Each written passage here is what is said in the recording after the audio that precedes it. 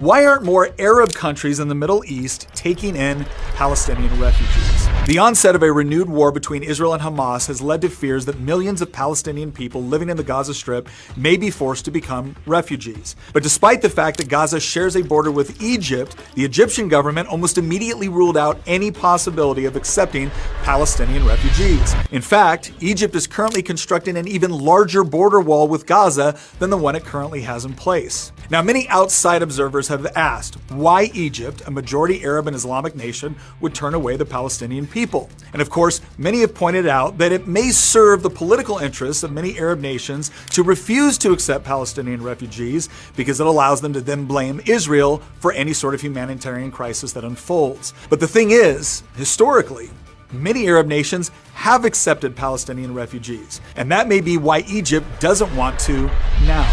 For example, in 1991, the Kuwaiti government actually expelled nearly 300,000 Palestinians in the aftermath of the First Gulf War, and this represented an astonishing 18% of Kuwait's entire population.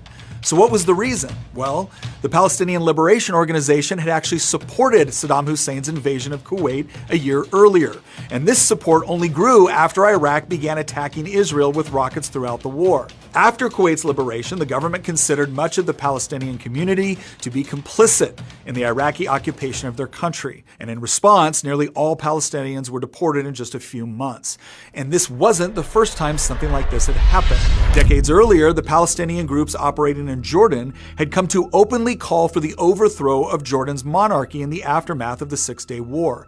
At the time, the PLO maintained its own separate army on Jordanian soil and used that armed force to sow chaos. Armed gangs of PLO militants drove around the capital of Amman, robbing families and businesses in the name of collecting financial assistance for the ongoing war of attrition against Israel. When members of the Jordanian police and army tried to defend their citizens from these attacks, they were attacked and killed. The Palestinian political network operated as a state within a state, with militants repeatedly using Jordan to launch rockets into Israel. The Marxist-Leninist Popular Front for the Liberation of Palestine even went so far as to hijack multiple planes, diverting the flights to a Palestinian-controlled airfield in Jordan, where the passengers were held hostage. By September 1970, the Jordanian army had finally had enough. A full-scale war with the PLO broke out, and after 10 months of fighting, the Palestinians were driven out of the country. Yet, as a parting gift, a Palestinian terrorist group known as Black September assassinated the Jordanian prime minister. Sadly,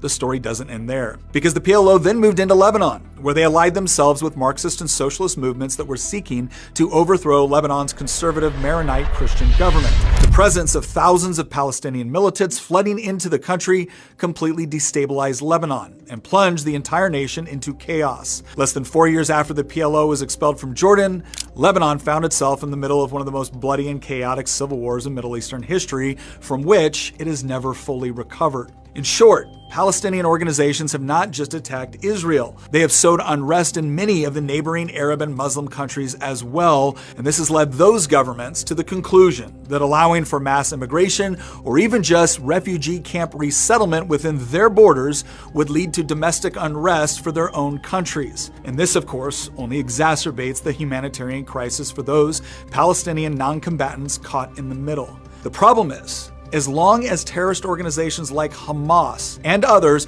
are elected to represent the Palestinian people, their plight will most likely continue, as neither Israel nor apparently the surrounding Arab nations want to see their own populations threatened by terrorist groups.